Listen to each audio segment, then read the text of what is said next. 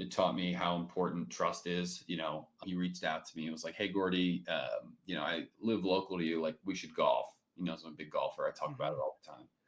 And we started just getting together, playing golf, talking about investing. He had a finance background, and just he just wanted to pick my brain. So how do you do this stuff? Like, because I had been Mhm. starting to broker some other sales. Like I had sold Clemente 8 rookie. I'd sold two Clemente 8 rookies, which are six-figure sales. Mhm. I had done Mantle. I had brokered the sale of Mickey Mantle's personally owned 52 Mantle at the National, which is a pretty crazy story. Yeah. It was a really big card that was north of 300,000.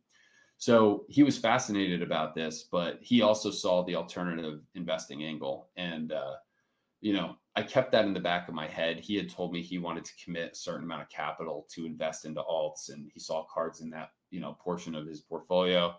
And when I saw this 52 Mantle 8 get listed in a Facebook group from a seller that I had done business with prior, I was like, okay, I have access to this card right now. I have access to a buyer that wants to invest into this type of category. Let me call him. And so, I gave him the specs of the Mantle briefly. And I said, I think it's priced correctly, which it was.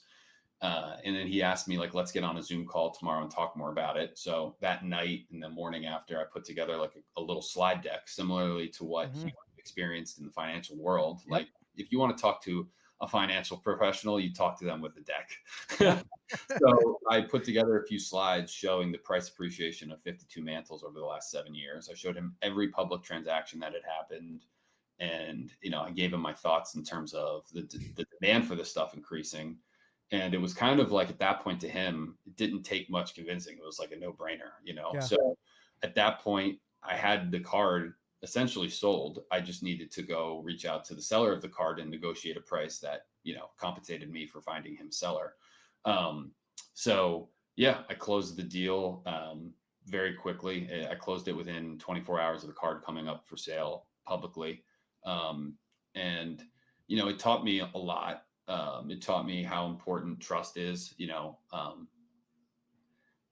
and I think it also taught me like what you are doing. Sometimes you don't see the progress that you're making. Yeah. And I've been doing it. I have been doing this for 3, 4 years, like every single day from the time I wake up to the time I go to bed. Like I pound at this, Yep. and I got put in this position because of how hard I worked and how much credibility I had built in the market.